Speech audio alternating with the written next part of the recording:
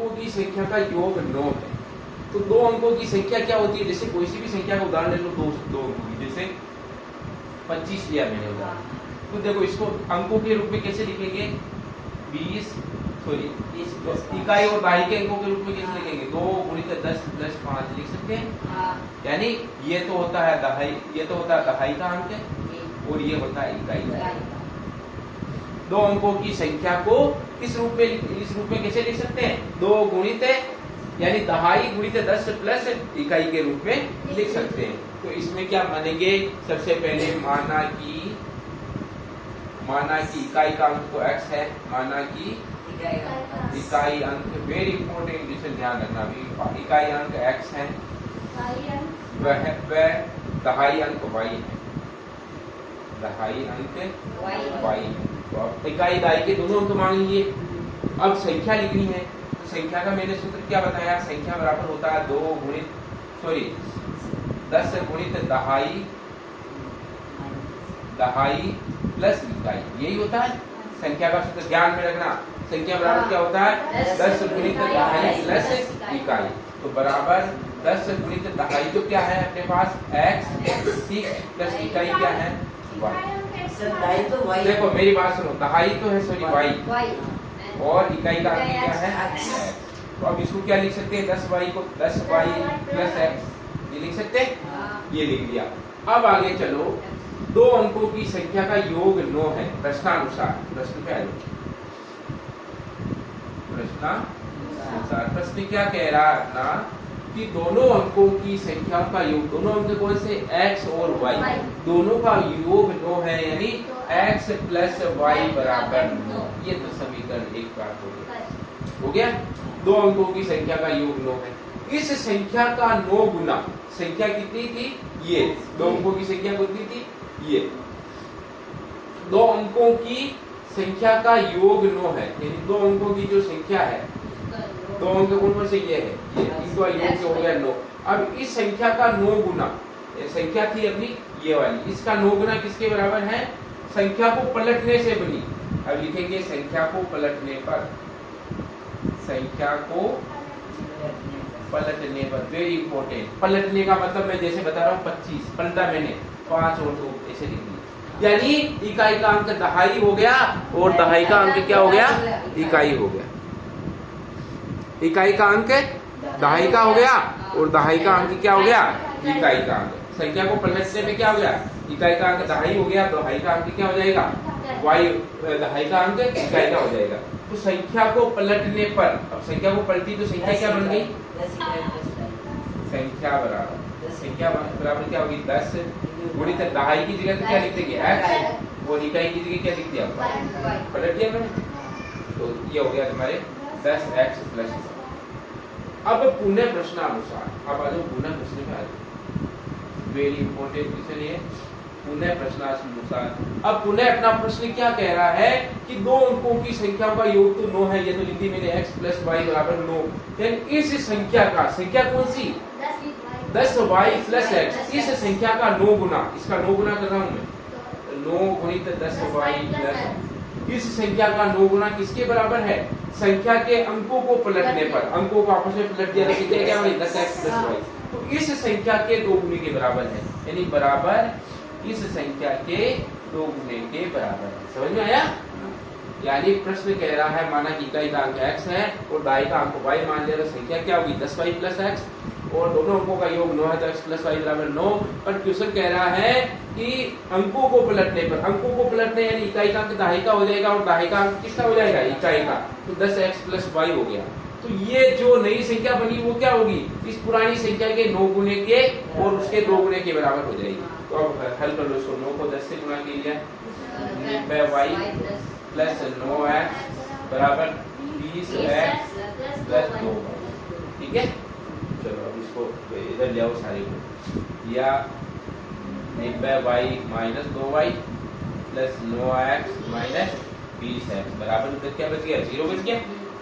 चलो इसको लिखो, पहले x वाले को लिखेंगे, ये 20 में से 9 में से 20 गए तो माइनस के रहेंगे, कितने?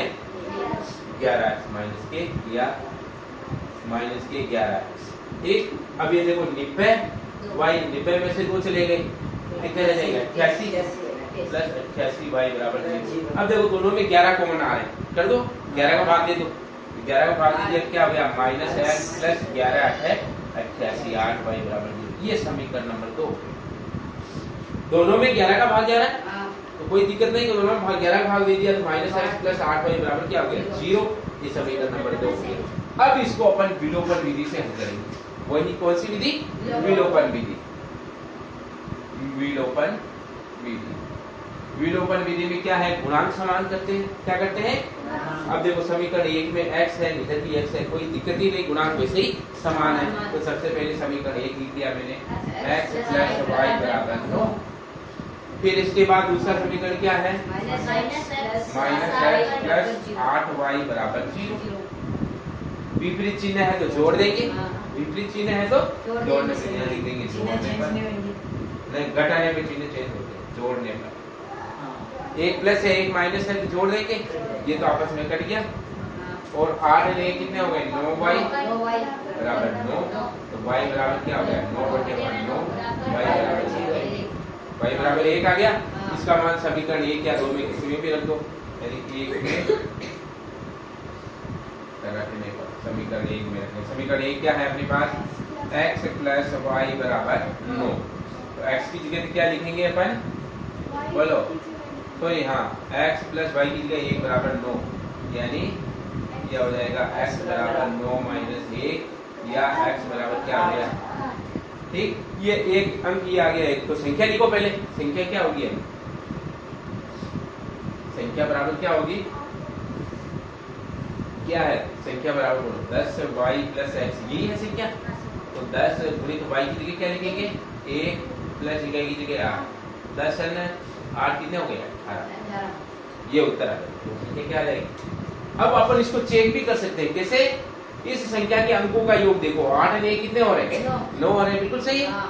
फिर इसको देखो 8 उल्टा करो, ये तो 18 और इसका अंक पलट दिया तो 81 हो गए, यानी इसका क्या है 9 गुना, इसको 9 गुना करो या इसको 2 से गुना, दोनों आंसर सेम आएंगे। हो गया। चलो ये उदाहरण बोलते हैं वेरी इंपॉर्टेंट।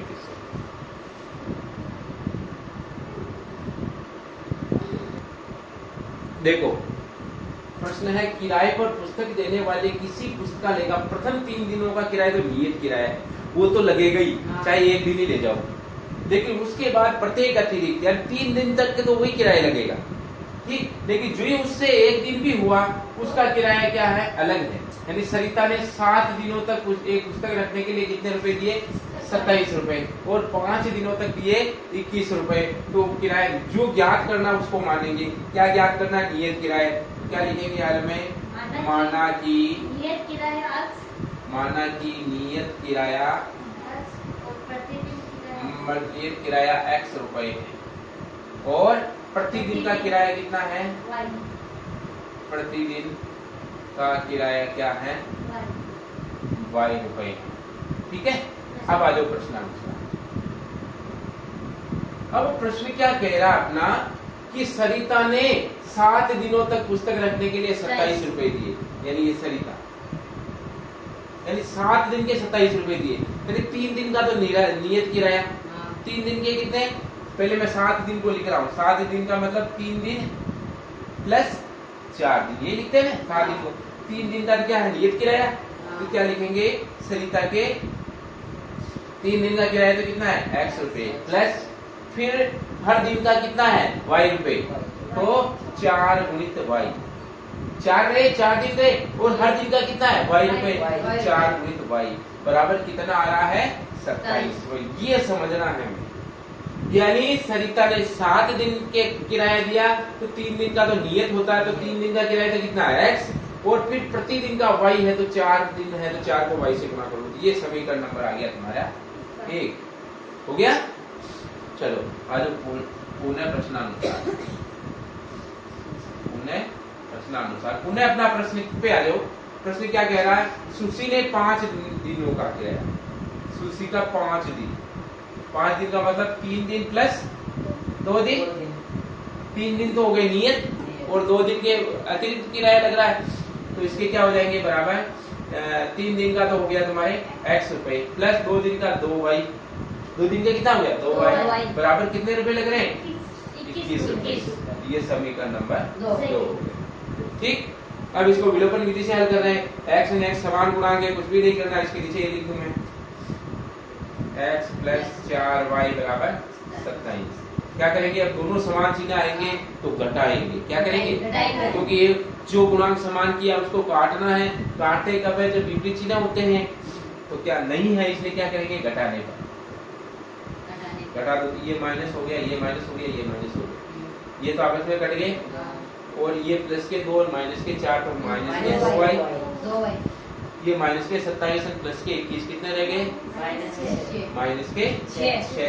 ऋण से ऋण कट गया, दोनों तरफ ऋण है, y बराबर 6 बटे 2, y बराबर कितने हो गए 3, y बराबर 3 है।